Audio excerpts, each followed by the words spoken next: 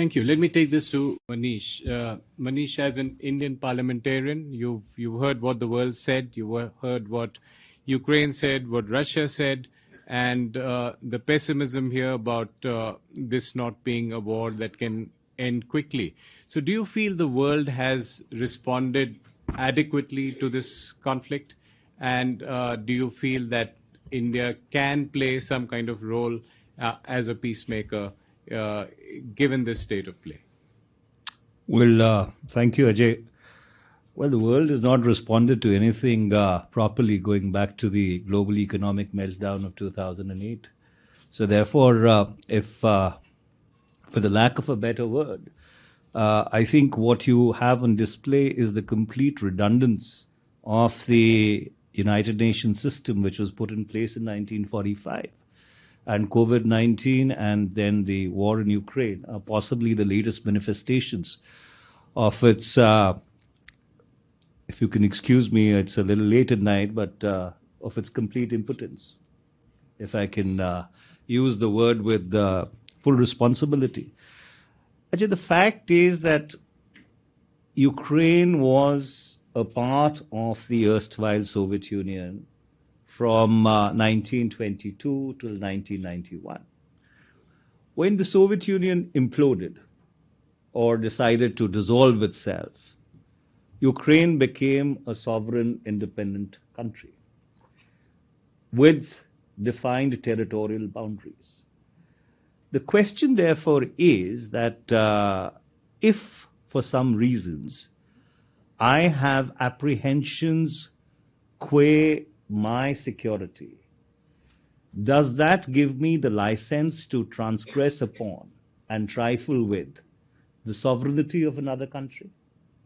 A sovereignty which was then guaranteed by the Budapest Memorandum of 1994, when Ukraine was defanged of its nuclear weapons. It's another matter whether it could have ever used them. That's a different debate altogether.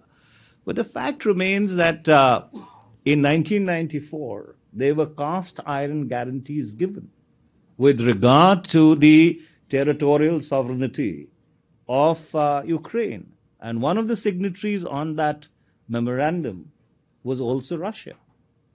And therefore,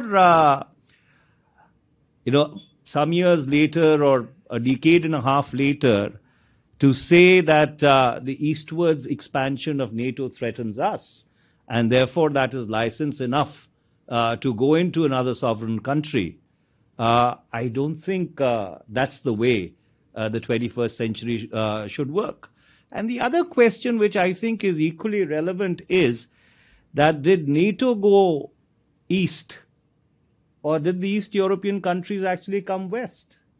And as our friend from Estonia was explaining, that the perception which perhaps they have, having once been a part of the erstwhile Soviet Union, either voluntarily or forcibly, their perceptions are very different. So under those circumstances, for anybody to play peacemaker, whether it is China, whether it is India, whether it's Turkey, whether it's Israel, and some of these countries have tried it in the past, there has to be a willingness on both sides. And obviously, if you look at it from the Ukrainian point of view, if the peace is going to come at the cost of it having to give up 1/4 of its country, then the question that the Ukrainians would legitimately ask themselves, and the world should ask itself, is that the cost of peace? And if that's the cost of peace, doesn't it really incentivize aggression? Doesn't it really set an example for other people that you can actually walk into another country and then, occupy half of it or 1/4 of it? If you go up till the Dnieper River, it's half of it, and then say, well, that's it. That's the cost of peace.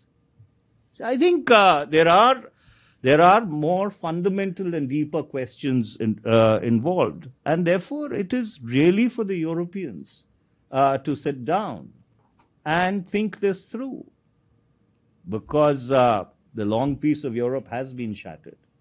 It was shattered with the Balkans War after the end or the non-end of the Cold War. It's been shattered once again.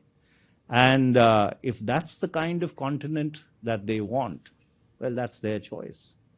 But I think it's inflection time in many, many more ways than one.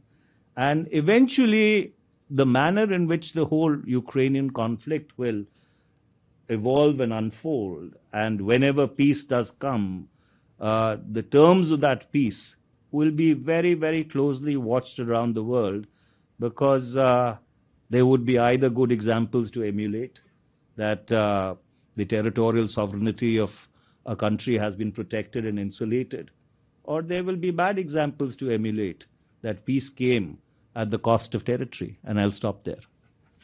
Thank you.